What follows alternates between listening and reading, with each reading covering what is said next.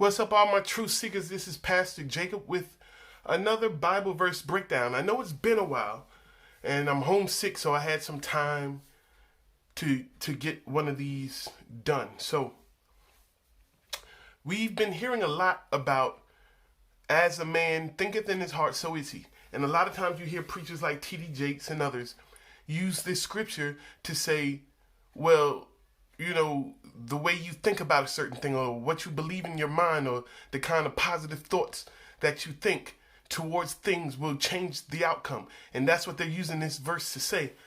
And we want to see if that's what this verse actually says or whether we're reading things into this verse. And that's called eisegesis. So what we want to do is we want to read it from the Bible and read exactly what it says.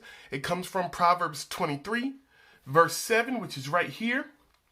And it says, "For as he thinks in his heart, so is he. Eat and drink, he says to you, but his heart is not with you." So just even reading the whole verse gives you a better understanding that it probably does not mean what they say it means. But let's give it some context and we'll see if that brings more light to the situation. As I always love to do, context, context, context. That's where we are. So let's read verses 1 through 7 and see if we get a better understanding of what verse 7 means. All right, starting at verse 1. "When you sit down to eat with a ruler, consider carefully what is before you, and put a knife to your throat if you are a man given to appetite. Do not desire his delicacies, for they are deceptive food. Do not overwork to be rich because of your own understanding. Cease. Will you set your eyes on that which is not? For riches certainly make themselves wings. They fly away like an eagle toward heaven. Do not eat the bread of a miser, nor desire his delicacies. For as he thinks in his heart, so is he.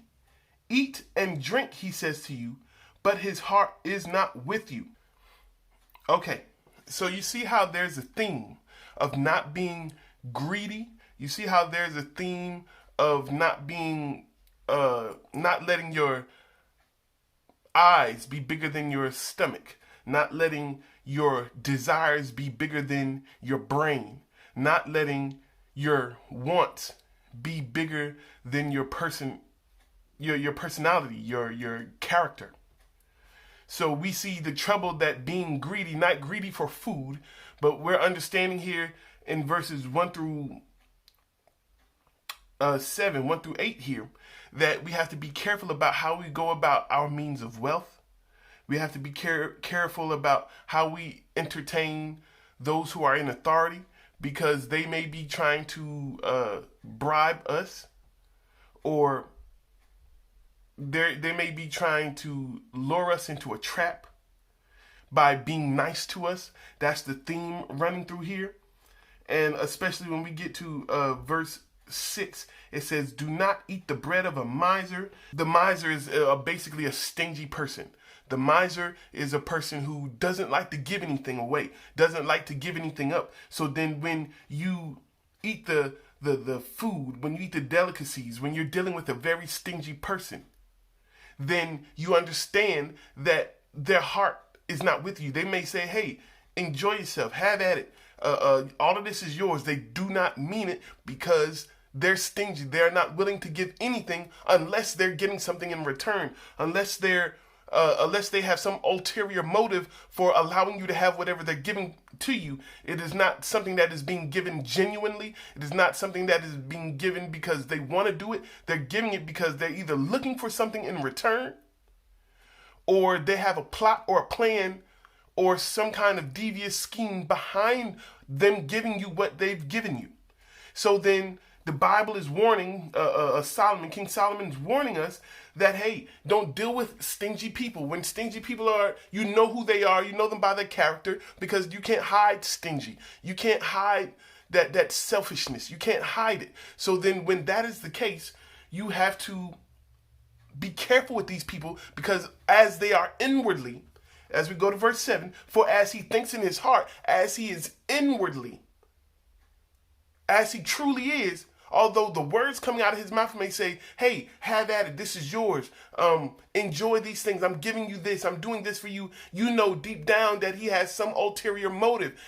So then it says, he says, eat and drink, but his heart is not with you. That is not what he wants, because he doesn't give anything to anybody for nothing. He always has some ulterior motive. He always has some reason to give something away. He never gives anything out of the kindness of his heart, because he does not have a kind heart. He has a selfish, greedy, stingy heart.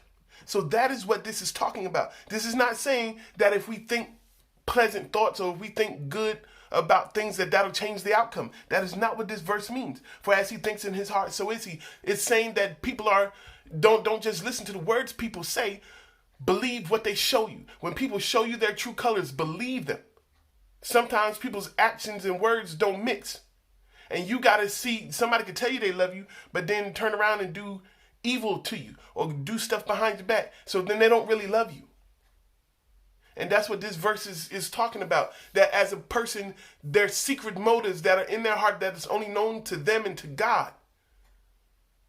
Be careful when you're dealing with these people. Because they have motives that you can't see, and you got to be very careful.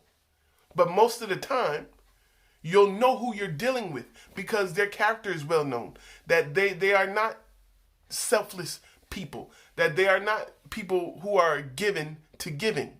They are just about themselves and what they can get and who they can take from to make more for themselves.